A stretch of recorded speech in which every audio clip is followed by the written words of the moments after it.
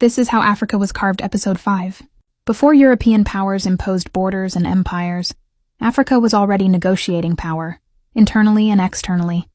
Conflict existed, yes, but so did diplomacy, restraint, and resistance. African societies were not passive. They understood power, they understood negotiation, and they understood when to fight and when not to.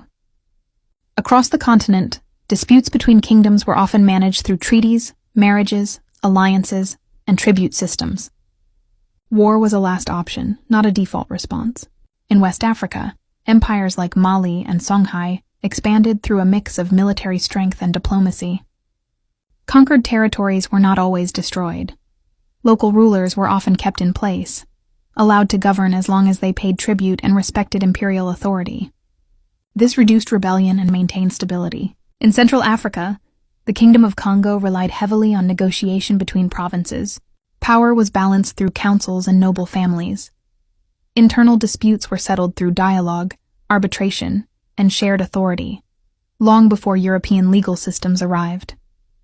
In East Africa, Swahili city-states like Kilwa, Mombasa, and Sofala thrived on diplomacy. They negotiated trade agreements across the Indian Ocean with Arabs, Persians, and Asians. These were partnerships, not occupations. Foreigners adapted to African rules, languages, and customs. Resistance also existed, strong and constant. When rulers abused power, communities pushed back. Councils of elders could remove leaders.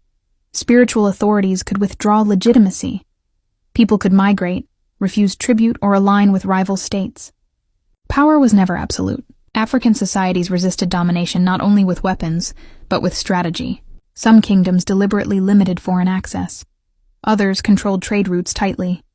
Many refused to surrender land outright, because land was communal, sacred, and not owned by kings to sell.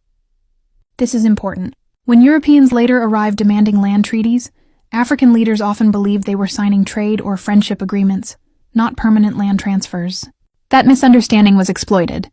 But before that exploitation, Africans were already skilled diplomats. They sent envoys. They negotiated borders. They balanced power between rivals. They prevented wars through compromise. The idea that Africa needed European diplomacy is false. Diplomacy already existed on African terms. So when Europeans claim they brought order, ask this: if Africa had systems for resistance, negotiation, and balance, why were those systems ignored, overridden, and replaced with force? Because what followed was not cooperation. It was interference.